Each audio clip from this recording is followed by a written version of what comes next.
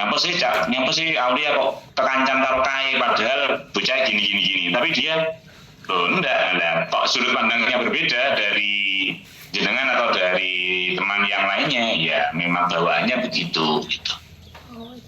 Terus kemudian cara berpikir bawaannya.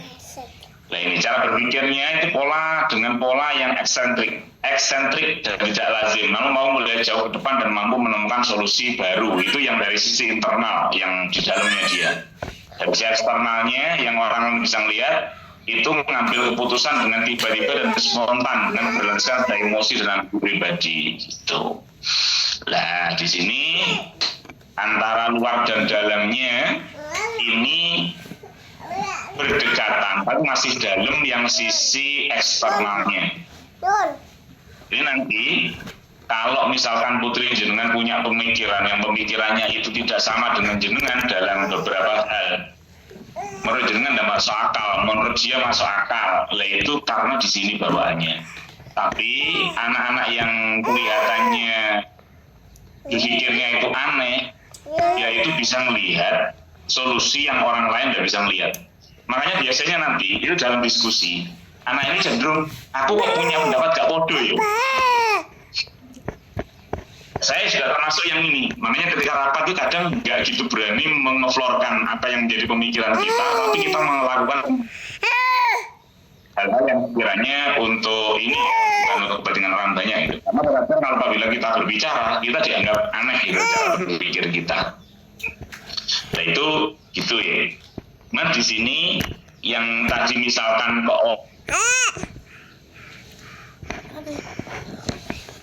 orangnya di emosi dilatih, nanti itu bagaimana emosi anak kita itu kita ajari untuk mengendalikan, nah, supaya nanti tidak gampang melakukan sesuatu yang sifatnya berdasarkan emosi. Tuh hebat putri kan itu. Nah di sini kalau untuk orang tua ya belajar untuk mengendalikan diri yang sekiranya membuat emosi anak kurang bagus. Gimana? Karena dia bisa mengambil keputusan sebagai orang tua ya. Kita perlu menjaga cara hubungan kita sama anak supaya emosi anak lebih stabil. Oh gitu. Kita ngambil keputusan secara tiba-tiba dan menurut dia benar. Nah ini yang perlu kita hati-hati. Makanya bagi anak itu diajari untuk mengendalikan diri, gitu ya, kalau anak, supaya dia tidak terlalu kebawa apa yang dia pengen, apa yang muncul di emosinya. Maka ini dari sini masuk tontonan, terus kemudian pola asuh kita, itu semuanya perlu kita hati-hati yang sekiranya di situ menyentuh emosi gitu. Masuk ambisi itu berarti kan muncul dari apa yang ada di pikirannya. Nah ini maka edukasi kita, tapi ya dengan basic agama di keluarga jenengan ini aman-aman saja menurut saya. Yang bagi orang yang gampang hidupnya agak gaya-gaya juga agak bahaya ini. Terus kemudian lompat tindakan, itu tergantung perasaan dan mood. Nah berarti kalau suatu saat jenengan menjumpai putri jenengan itu, jenengan perintah untuk melakukan sesuatu, kok dia itu agak males atau rasa-rasa apa ini, lah ini memang dia modelnya mood, dan orang yang motif tindakan mood itu ditarget agak sulit ya. Oh gitu ya. Ini kalau iya, lebih baik moodnya diciptakan, maka nanti dia akan keluar ini lompatan-lompatan hal yang terbaik dari dalam diri ini akan keluar. Tapi kalau dia ditarget, nah dia malah tidak keluar sisi ininya inner powernya dia nggak keluar. Maka termasuk nanti di dalam pekerjaan kita harus hati-hati di sini yang terkadang nantinya. Nah itu yang model-model seperti ini itu model bisnisnya basisnya bukan berbasis target, Nah, walaupun bisnis selalu saja bisa ditarget ya. Jadi paling enggak di sini itu nyaman akan menjadikan target itu lebih bisa dipenuhi daripada dia ditarget tapi kenyamanannya nggak dapet gitu. Maka dia akan kesulitan di sana. Nah, ini kalau tipe orang kantor yang berbasis target, nah itu biasanya akan berujung pada resign kalau untuk orang-orang ekstrem kanan. Terus kemudian untuk cara komunikasi itu modelnya yang sisi internalnya ya, dalam dirinya dia harus dapat apa yang dia ini ya fokus pada tujuan. Jadi kalau dia berbicara dengan orang lain itu dia memang fokusnya untuk menjawab apa yang menjadi persoalannya dia, atau dia ingin punya tujuan apa komunikasi dengan orang lain, dia akan fokus ke sana di dalam dirinya. Tapi model komunikasi yang tampak secara eksternal itu dia gaya bahasanya bisa kelihatan berbelit-belit. Tapi sebenarnya dia di situ sedang menggiring sesuatu untuk dapat apa yang diinginkan. Kalau bahasanya ya rezeki kan enggak. Ini kan sana sudah ini ukurannya berapa ya? Kita mau sini tuh. Lah orang itu kadang enggak, dia akan agak berputar-putar dengan bahasa-bahasa yang halus. Ini nampak kalau anaknya itu dua. Mama. Kalau kecil, ya belum bisa. Apa ada juga yang baru. Terus kalau adaptasi itu caranya dia merespon hal-hal baru gitu. Apa pun dari mama? Nah itu untuk sisi internalnya itu orientasi pada manfaat yang dapat diperoleh saat harus masuk dalam lingkungan sosial yang baru. Jadi kalau menurutnya dia ada manfaatnya, dia akan mengikuti tren. Dari sisi eksternalnya juga sama, jadi sama, internal eksternalnya sama. Jadi aman, berarti insya Allah jadi anak-anak hemat ini. Jadi kalau ada tren baru, barang baru, hal yang baru, itu dari sisi internalnya, secara genetiknya dia berorientasi pada manfaat. Kok tidak berorientasi pada manfaat, maka perlu dilihat siapa yang mempengaruhi. Bisa jadi pola didik keluarga menjadikan anak ini kemudian misalkan suka jajan bude, nah itu bisa dari keluarganya yang mempengaruhi. Pada jawabannya anak ini sebenarnya mengikuti sesuatu sesuai dengan manfaat yang diperoleh. Baik, itu loh. Monggo yang mau ditanyakan yang bisa sesuatu yang kita diskusikan monggo. Oke, jadi gini. Terus itu kan istilahnya dominan ya, yang jenengan hasil dari fingerprint analysis ini kan dominan itu istilahnya kalau kita presentasinya antara berapa persen ya, misalnya 60-40, dominannya 60, yang enggak dominan 40, atau dominannya 70 yang enggak dominan 30, atau gimana menurut persentase? Kalau persentase habis saya di sini. Saya lihat ini ya. Mari saya coretin di sini ya. Kita lihat dulu. Kalau berbicara persentase ini ya.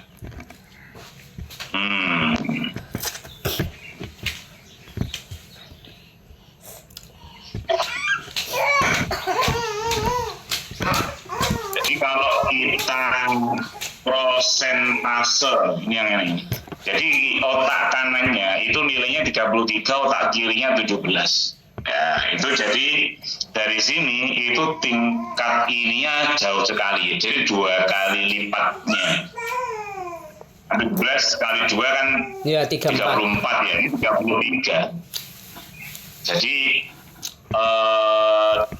kalau di prosentase ya 2 kali lipatnya ya. Jadi dominan kanan ini sangat jauh. Jadi 2 kali lipat daripada otak kirinya kinerjanya.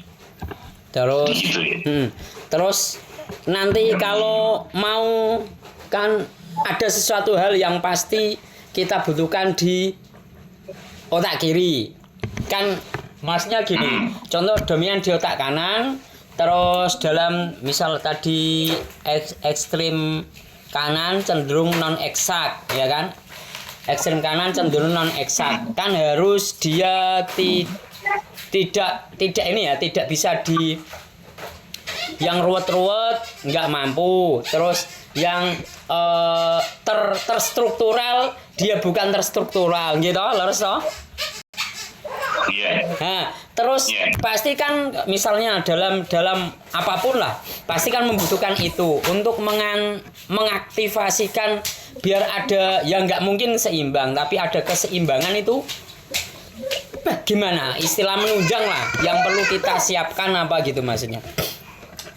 Ya, sebenarnya bukan tidak mampu ya. Kalau mampunya tetap mampu, cuman itu butuh usaha lebih berat daripada memang orang yang diminati. Jadi gimana caranya? Dilatih. Terus dilatih supaya anak ini kemudian tidak malah saya kan dengarkan saya begini. Tetapi itu walaupun kesulitan tetap dilatih. Kalau mampunya tetap mampu, cuman dia butuh usaha lebih daripada orang-orang yang ekstrim kiri gitu. Kalau kita membutuhkan terstruktur juga sama.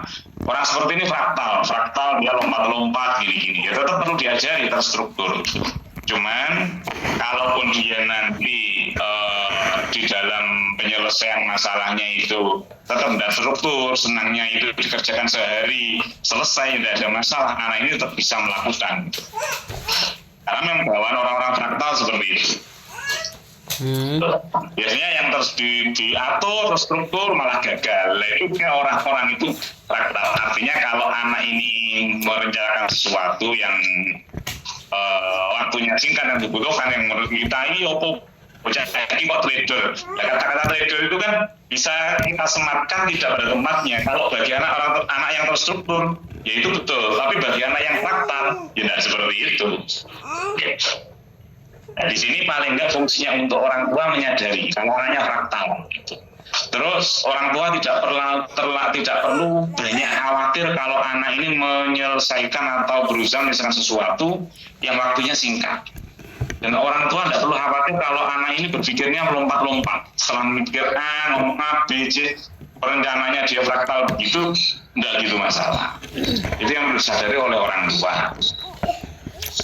Tapi semuanya bisa dilatih. Bisa dilatih ke semuanya. Dan perlu dilatih karena kita tapi di luar kadang begitu. Terus nanti kan gini,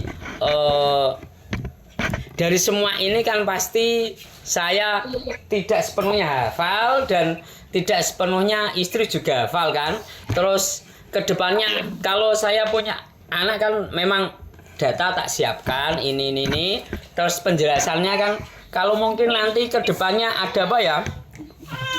Istilah rangkuman secara penjelasan bla bla bla bla wonten mboten ten datane jenengan.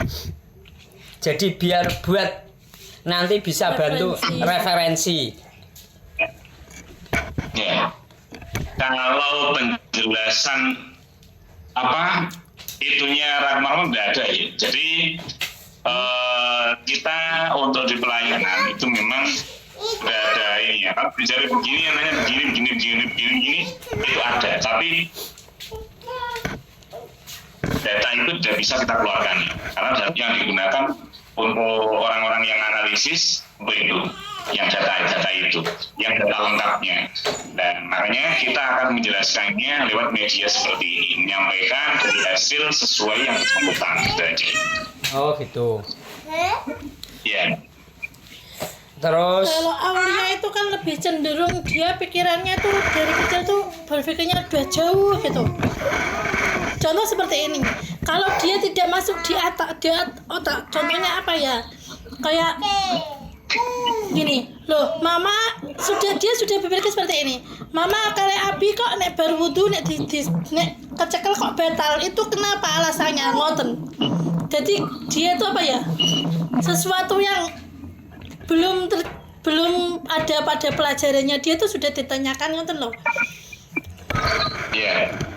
Terus ngeten malih, kenapa manusia itu gini mah? Kenapa tangannya sama tubuhnya itu bisa jadi satu, bisa dijadikan satu, itu bagaimana caranya ngoten? Kan itu wajar, tapi kan kayak loh, terus kan gak ada lime, gak dijahit, tapi kok iso kantil, iku carane piye ngoten? Iya. anak kecil itu membawaannya suka bertanya karena di dalam dirinya itu dia perlu memperoleh informasi yang banyak dari sekitar, dari apa yang dia lihat. Entah itu nanti yang muncul di pikirannya itu bisa yang sifatnya itu hanya khayalan. Ada yang kemudian memang yang presisi seperti yang jenengan sampaikan tadi. Nah itu dialami oleh dialami oleh setiap anak. Sambil beda juga. Ada yang memang nanyanya itu khayal, tergantung tontonannya, tergantung apa yang sering dia lihat. Lah Putri jenengan biasanya sering lihat apa? Itu kalau lihat HP YouTube itu enggak. Mas TV ya, juga enggak sih. TV juga enggak. Mas masalah kartun itu kayak TV kartun di TV itu enggak pernah. Ya, jarang lah. Jarang di setelke ya. Nanti paling 5 menit saja udah aku udah capek, mataku pedes nonton. Paling lihat HP itu cuma mah aku angsal pinjem HP angsal.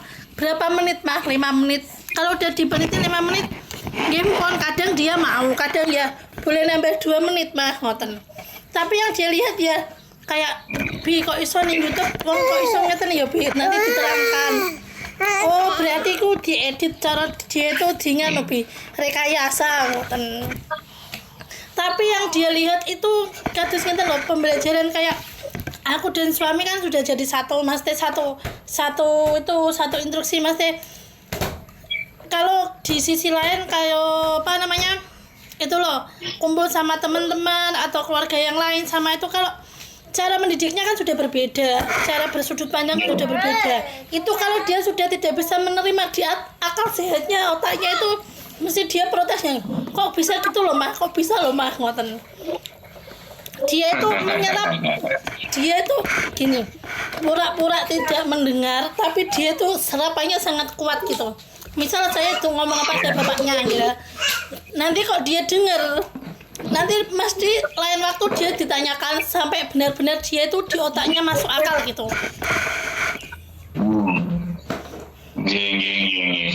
Itu bagus. Artinya memang anak ini punya keinginan kuat untuk mengisi apa yang ada di otaknya yang sekiranya dia belum tahu, dia ingin mengisinya dengan lebih banyak. Jadi minat belajarnya yang tinggi. Dari sekitar yang dia lihat itu dia berusaha untuk menyerap informasi itu.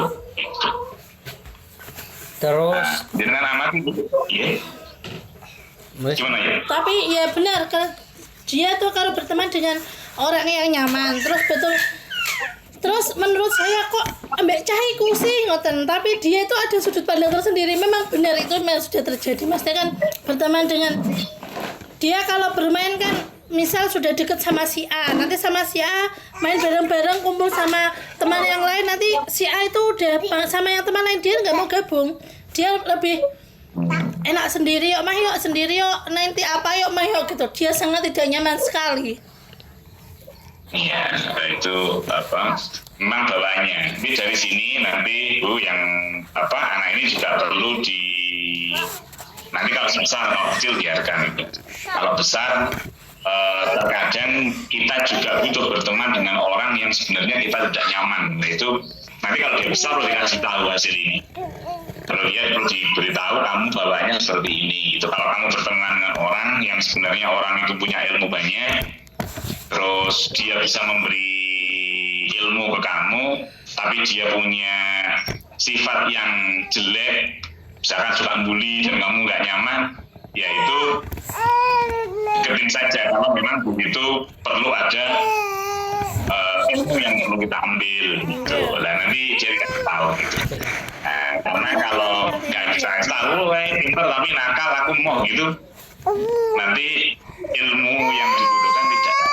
Nanti yang perlu berdiri ya yuk berdiri. oh tapi kalau teman dekatnya jadinya sedikit nantinya itu baik. Monggo nggih siap. lagi yang mau diberikan. Nggih, ini kan sekalian nanti tak kalau saya punya data sekalian tak tanyain kan. Gini, dari awal kan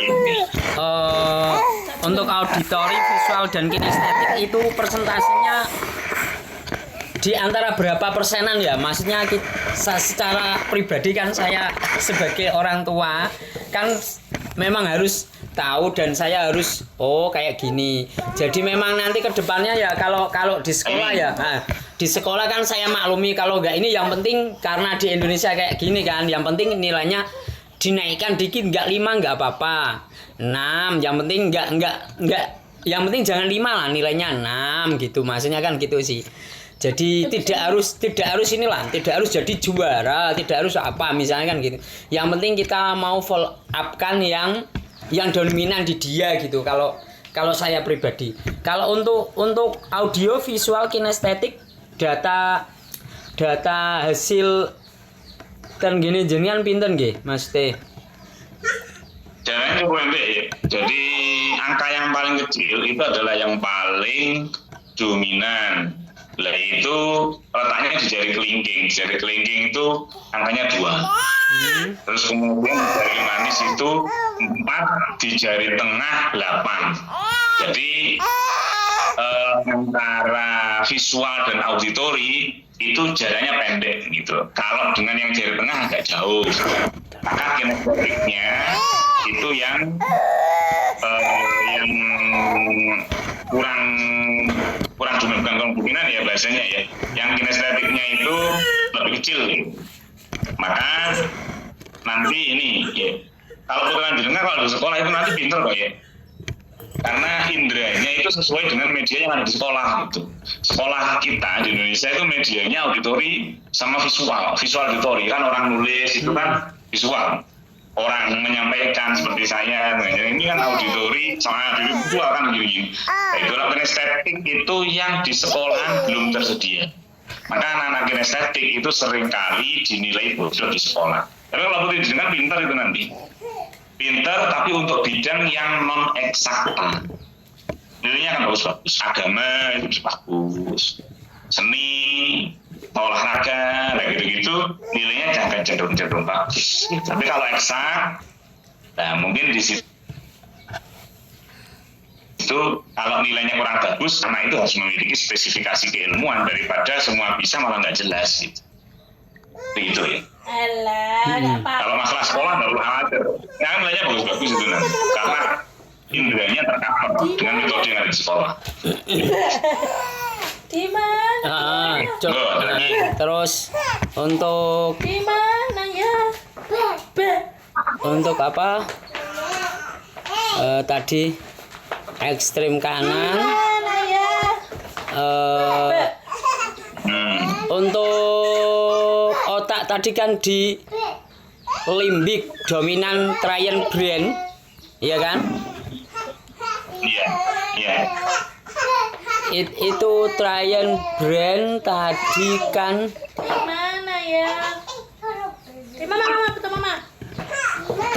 enggak, masnya penjelasan coba diulang penjelasan trian brain dan persentasenya sekitar berapa persen gitu maksudnya? Begini, untuk trian brain ya, trian brain itu otak manusia itu ada yang kecenderungannya limbik. Kalau orang itu kecenderungannya limbik, kebutuhan dasarnya dia itu nyaman.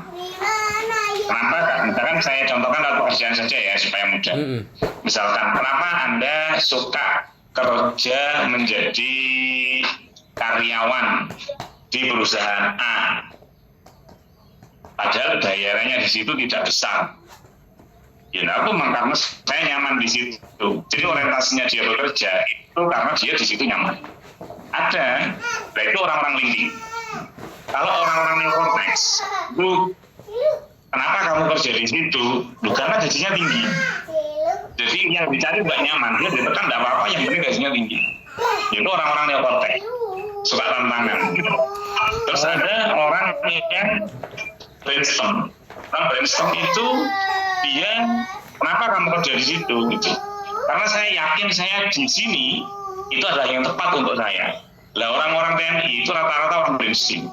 Orang yang berangkat dari model-modelnya keyakinan, terus dia lebih mudah untuk didoktrin, itu orang Kristen.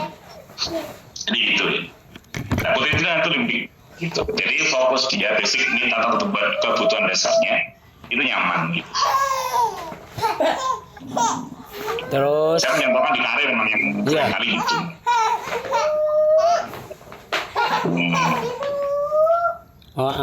soalnya pertanyaan apa? Lagi monggo. Sih KMBN itu lebih memang dengan bergaul dengan ngeten kumpul orang-orang tua, terus orang tua itu melakukan pekerjaan apa gitu, misalnya ada acara keluarga gitu, orang tua itu melakukan apa gitu, jadi dia tuh nyaman ikut seperti itu. Aku mau bantuin aku mau ini loh, diajak main teman-temannya ya nggak mau, itu loh kak teman-teman main nggak mau, aku pengen di sini, aku pengen bantuin di sini mah. KBN ngoten. Dia nggak mau pak. Biar anak-anak kecil biar pada main, aku gak seneng sama main gitu nanti capek. Lari-lari aku gak seneng gitu. Jadi dia lebih seneng. Awal tua-tua gitu berarti. Mungkin niru bapaknya. Jadi untuk itu kaitannya sebenarnya dengan cara berpikir. Artinya kalau nanti kita menjumpai putri kita itu alur berpikirnya terkait ketika dia berhubungan dengan orang lain itu kok gini ya gitu, kok enggak sama dengan umumnya anak gitu ya. Memang anak ini itu gaya berpikirnya seperti itu, memang dia memiliki cara berpikir sendiri yang di situ sebenarnya ada kemanfaatan yang banyak. Cuma terkadang orang lain melihat kok gak pada umumnya gitu. Jadi kalau suatu saat besar itu, kalau nanti dia besar kok sering berselisih, ini yang PR untuk orang tua. Kalau anak itu ternyata besar kok sering berselisih dengan jenengan, itu tidak perlu banyak khawatir gitu. Dalam artian selama dalam hal-hal yang wajar ya. Dan itu tidak berkaitan dengan etika. Kalau dengan etika monggo mau dikencengi, tapi kalau hal-hal yang sifatnya urusan dunia begini-begini itu aman-aman saja. Memang dia melihatnya dengan sudut pandang yang lain. Kayaknya apa ya? Sudah ini sih penjelasannya paham semuanya. Cuman pasti kan apa ya? Lupa lah maksudnya.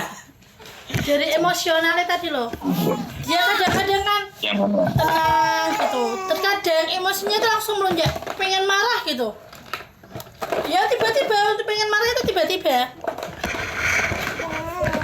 banyak emosinya itu tiba-tiba. Nanti kalau udah diberi pengertian, nah ini seperti ini gitu, nanti dia reda sendiri, gampang redanya, tapi emosinya gampang tinggi gitu.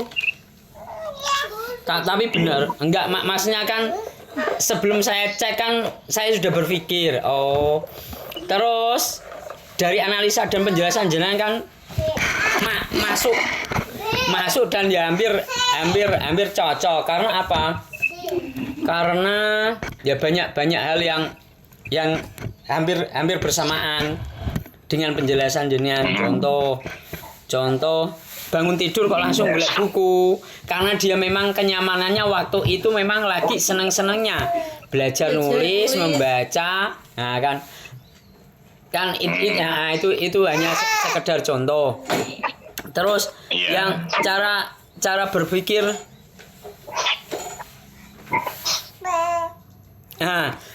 terus jauh ke depan nggak, maksudnya gini, itu jauh ke depan itu apa ya? Seringnya itu dalam hal-hal yang masuk ya, dalam hal yang masuk akal dan positif, tapi tidak tersampaikan, atau semua itu masuk. Misalnya dalam pemikiran hal yang negatif, terus masuk akal juga tidak tersampaikan, atau gimana? Jadi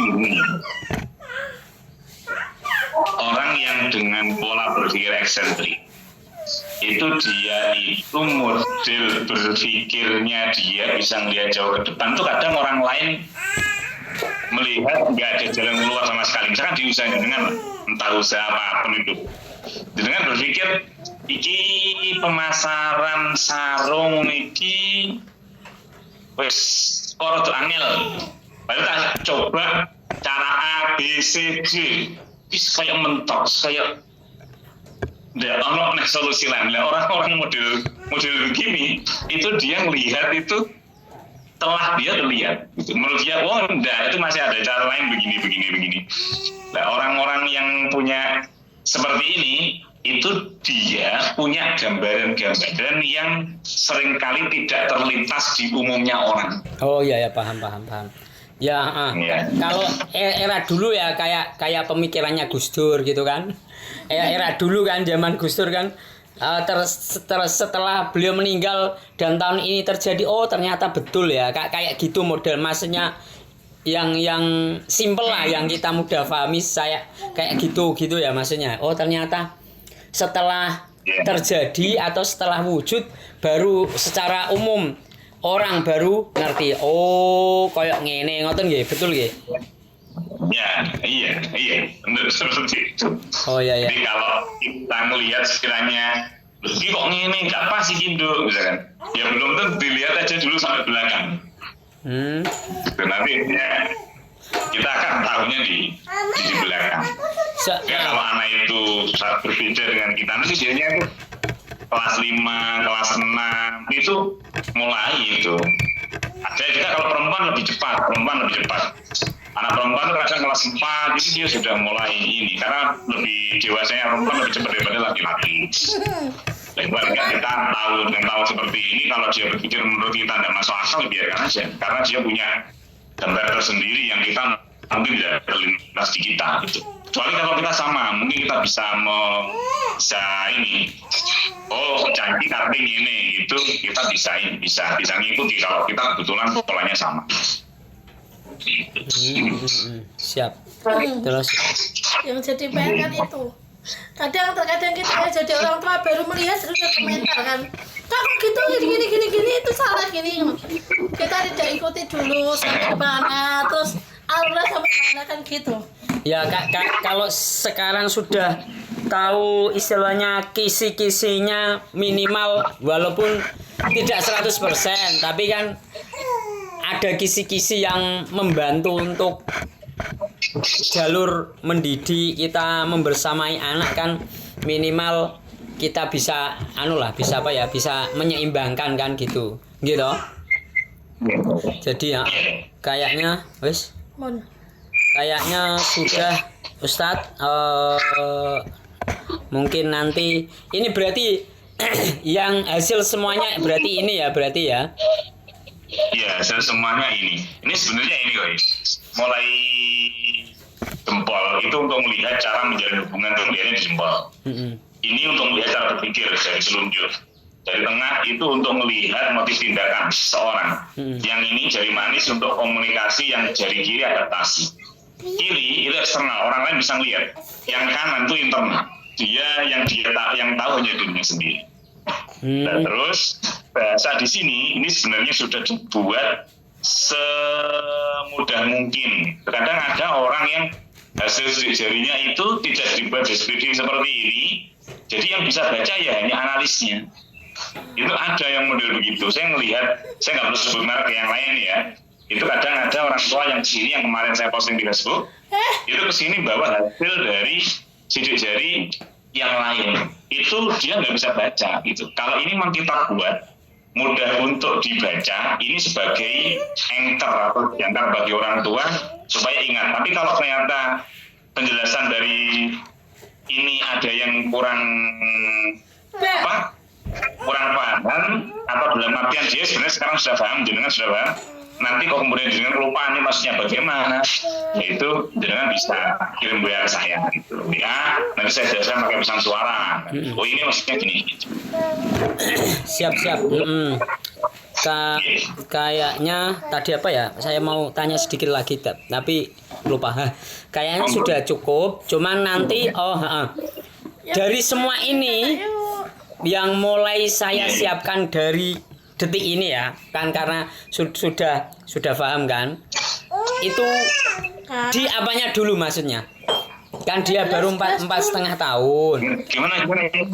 Dari semua hasil ini kan ada dominan di visual, terus di apa namanya, di otaknya di limbik, terus otak kanan kan, terus belajar yang cara menjalin hubungan dan seterusnya, itu cara adaptasi dan seterusnya. Nanti mulai sekarang yang saya siapkan untuk mengawali itu dari mana dulu gitu maksudnya, atau semuanya kita garap semuanya kita garap, paham betul? Sebentar, agak terputus ya suaranya jenengan, agak terputus. Coba diulang. Kan semua hasil kan sudah dominan di otak kanan, visual minimal. Kalau visualnya nggak ada di auditori misalnya kan gitu sih, kan karena visual tadi penjelasan jenengan kan visual sama auditori kan berdekatan gitu. Tapi dominan di visual, terus otak kanan sama tadi di limbiknya, dan untuk adaptasi dan seterusnya tadi kan. Lah itu dari semua itu mulai detik ini saya harus bersikap bagaimana dan dari mana dulu, atau di semua akses yang jenengan jelaskan saya harus mulai menyeimbangkan, saya sama istri menyeimbangkan dengan anak. Paham nggih jenengan nggih? Ya, jadi gini. Jenengan sama istri yang mau difokuskan apa dulu? Gitu. Yang mau difokuskan apakah di sisi pendidikannya ataukah di akhlak? Tuh. Ya walaupun di sini akhlak sama pendidikan bersamaan ya. Iya. Nah di sini jenengan yang mau jenengan fokuskan mana dulu gitu. Yang mau, kalau jenengan anak mau fokus yang digarap sisi pengetahuannya sampai diarahkan ke karirnya, kalau ingin berkarir, maka yang perlu disiapkan itu jenengan mulai mengarahkan anak ke beberapa pilihan yang di situ non eksak. Misalkan karena orang kanan ekstrim itu lebih baik diasah dari kecil. Jenengan pengen putri jenengan jadi apa? Begitu aja ya. Lebih mudah saya ini. Pengennya besok pengen jadi apa? Takdir Allah yang tahu, tapi tugas kita merencanakan. Ya kalau jelasnya sih ya istilahnya pembisnis lah. Tapi dalam artian pembisnis yang syariat, dalam artian agama ya dapat, bisnisnya dapat ketika sudah kaya raya. Iya, intifaknya, manfaatnya ya kan untuk umat, dalam artian kalau saya jadi dokter, kamu harus, kalau saya mulai sekarang pada anak ini, kamu jadi bosnya dokter, bukan jadi dokter, bosnya dokter berarti yang punya rumah sakit, anak buahmu dokter spesialis bla bla bla bla, itu contoh ya kan. Terus misalnya aku pengen punya rumah 7 kan, anak-anakku ini umur 4 tahun. Loh kak, buat apa banyak-banyak? Kalau omah 7 terus nek ana wong ndek kontrakan, ana wong ora ndek duit tak kontrakno, nek bayar piye kak? Yo tak ora usah bayar, ora ndek duit lah dicelengi. Terus lah engko wonge gawe omah. Itu kan kalau nalar-nalar saya kan sejak umur segini kan belum ada, betul enggak? Masalah itu di luar ini, di luar logika saya, kan? Di luar umumnya orang lah, makanya. Jangan kakakmu. Untuk orang-orang yang ekstrem kanan itu kemudian lebih mudah jadi hafidhah ya kalau jenengan begini. Saya meneliti di pondok-pondok hafidh itu rata-rata orang limbik, bukan rata-rata, dan itu presentasinya tinggi. Kalau di presentasi angka 90-10, yang 90 orang-orang limbik, orang-orang kanan.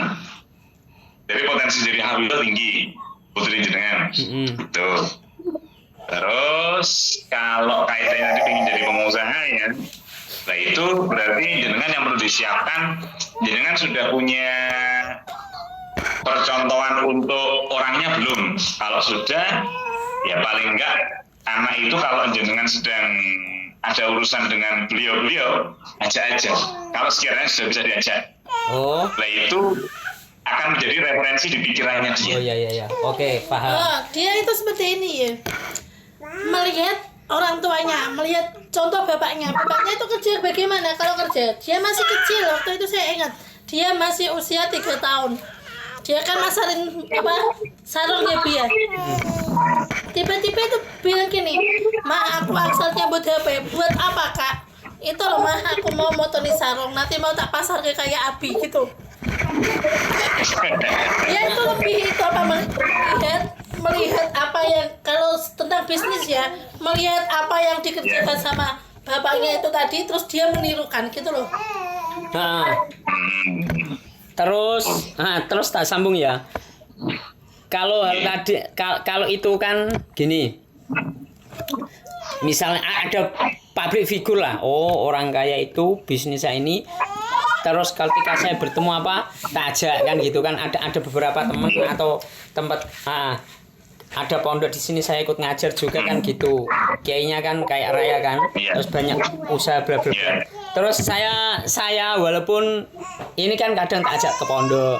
Terus kalau di pondok kan tak edukasinya gini, Kak, nanti setelah lulus SD atau enggak kelas 5 atau kelas 6 masuk pondok, istilahnya untuk awalan, setelah itu kan nerusin bla bla bla kan nanti. Kalau mau sukses kayak Raya bla bla, kamu mondok. Saya doktrinnya sudah seperti itu. Dari pesantren itu banyak yang sukses. Soalnya orang-orang yang di pesantren itu justru malah dia itu pikirannya kreatif loh, ngoten. Oh, gitu ya. Itu contoh, berarti penjelasan jenengan tadi intinya mau seperti apa, tunjukkan orangnya, ini public figurnya, tinggal kita itu ya, kita edukasi ya. Terus selanjutnya jenengan saran. Ya, kalau ini jari itu seringkali memang kita gunakan untuk urusan duniawi tadi itu. Bahasa kita duniawi untuk menjaga ukhrawi ya. Iya. Nah, kalau untuk urusan akhlak dan macam-macam, ya itu lebih baik kita menggunakan apa yang diajarkan oleh para as-salafun as-shalihun. Kalau saya begitu. Jadi itu memang digunakan untuk urusan-urusan duniawi, untuk mendidik, tapi didikan yang arahnya itu untuk ikhtiar duniawi. Kalau untuk ikhtiar ukhrawi, kita tetap aja memakai, walaupun itu bisa, saya lihat dulu siapa yang ada di depan saya gitu. Kalau orang yang memang bukan orang pesantren yang dia cenderung harus rasional, maka saya akan mengarahkan pada orang tersebut, ya silakan mau diikuti tatanan yang modern terkait bagaimana parenting dan lain sebagainya, monggo gitu. Tapi kalau saya pribadi, tadi ini hanya kesubjektivitas ya, itu saya kembalikan untuk urusan akhlak, tata krama, kembalikan ke tradisi pesantren harus begitu. Tapi kalau di sini misalkan gini ya, kan banyak itu sekarang parenting anak itu jangan dibentak gitu misalkan, jangan dibentak nanti otaknya hanya mati sekian sel gini. Kalau untuk etika kan kita nggak bisa begitu gitu.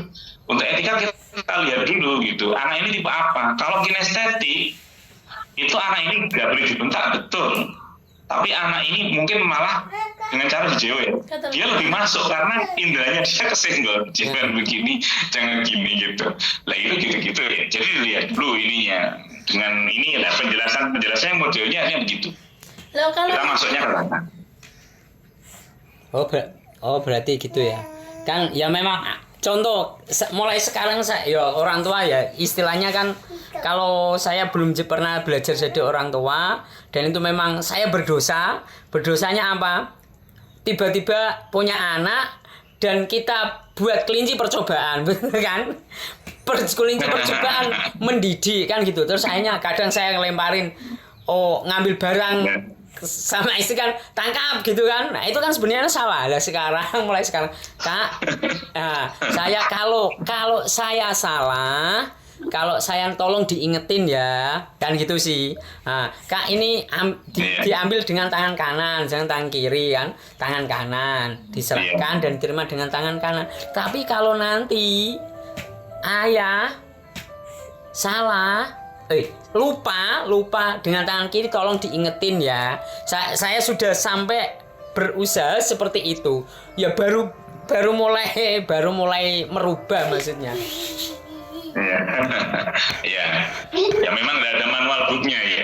Mendidik itu nggak ada manual booknya. Paling nggak dengan genetik begini, kita akhirnya, oh anak-anak kita itu seperti ini gitu. Jadi kalau memang anak kita misalkan ada hal-hal yang sekiranya kita keliru dalam mendidik, ya itu adalah bagian dari proses. Paling enggak ini menjadi rambu-rambu kita ketika kita mendidik anak. Oh, anak saya begini, saya harus begini menyikapinya, jadi gitu. Tapi secara umum anak jenengan ini yang dengan orang umum yang berbeda itu rata-rata yang perlu kita menyadari itu di gaya berpikirnya lah. Secara umum kalau tindakannya modelnya dia emosi, emosi kenyamanan gitu, kalau berpikirnya ya ini terkadang kita tidak sama gitu dengan anak ini. Itu yang perlu kita paling enggak tidak mudah untuk menjudge anak di sana. Kita harus berulang-ulang menanya diri kita dulu gitu. Kalau kita melakukan kesalahan, ya apa dievaluasi lagi. Namanya mendidik itu nggak ada manual booknya sebenarnya. Ya, kayaknya sudah cukup dan terima kasih banyak pangapunten matur suwun. Nanti mungkin ada hal-hal yang perlu saya tanyakan, ya mohon dibimbing saja. Siap-siap. Ini nanti terima kasih. Ya matur suwun nggih. Assalamualaikum. Assalamualaikum warahmatullahi wabarakatuh.